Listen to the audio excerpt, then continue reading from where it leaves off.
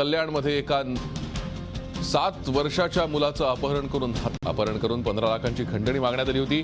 अपहरणकर्त्यांनी रेल्वेतून 15 लाख रुपये टिटवाळा स्टेशनजवळ फेकायला सांगितले। त्याप्रमाणे नातेवाईकांनी आज सकाळी टिटवाळ्याजवळ एका बॅगेतून पैसे टाकले। ते उचलत असताना एकाला पोलिसांनी ताब्यात घेतलं आणि नंतर त्याची चौकशी करून आणखी दोघांना ताब्यात घेतलं। नयनच्या शोधासाठी पोलिसांच्या 5 टीम्स काल रात्रीपासूनच मुरबाड शहापूर भागात फिरतायत। मात्र आज सकाळी अपहरणकर्त्यांनी नयनची हत्या केली आणि त्याचा मृतदेह मुरबाड जवळच्या नदीत फेकून दिला। अधिक माहिती घेऊयात आमचे प्रतिनिधी विशाल वैद्य सध्या आपल्या सोबत आहेत। विशाल, काय नेमकी सध्या अपडेट आहे?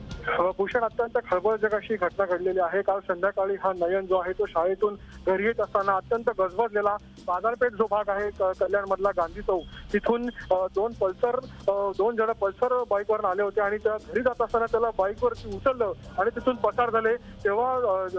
जेव्हा घरी आला नाही नयन, तेव्हा त्याच्या घरच्यांनी पोलिसांमध्ये ही कंप्लेंट केली आणि पोलिसांनी तत्काळ ऍक्शन घेत 5 टीम ज्या आहेत त्या या शोधासाठी तयार केल्या होत्या। अपहरणकर्त्यांनी अपहरण केल्यानंतर नातेवाईकांशी संपर्क केला आणि 15 लाख रुपये आम्हाला खंडणीची मागणी केली। नातेवाईक जे आहेत ते सातत्याने पोलिसांशी संपर्कात होते।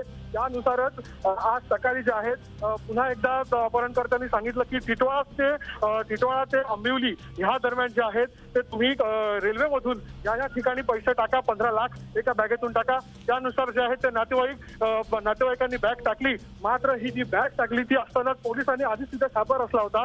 ती बॅग उचलत असतानाच एकाला पकडलं आणि त्याचा माग काढत त्याची विचारपूस केली असता अजून 2 जणांना पोलिसांनी ताब्यात घेतलं आणि मात्र अत्यंत धक्कादायक माहिती त्यांच्याकडून कळाली की या नयनचा जो आहे तो काल रात्रीच हत्या करण्यात आली होती आणि मृतदेह जो आहे तो मुरबाड जवळच्या एका नदीमध्ये फेकून देण्यात आला होता। पोलीस आता त्या मुरबाड जवळच्या नदीच्या ठिकाणी पोहोचलेले आहेत आणि त्याच्या मृतदेहाची शोध मोहीम सुरू आहे। भूषण, धन्यवाद विशाल या सविस्तर माहितीसाठी। धक्कादायक घटना आहे कल्याणमधली। कल्याणच्या गांधी चौकातनं या नयन जैन या मुलाचं अपहरण करण्यात आलं काल संध्याकाळी आणि आज सकाळी त्या अपहरणकर्त्यांनी नयनची हत्या करून त्याचा मृतदेह नदीत फेकून दिला।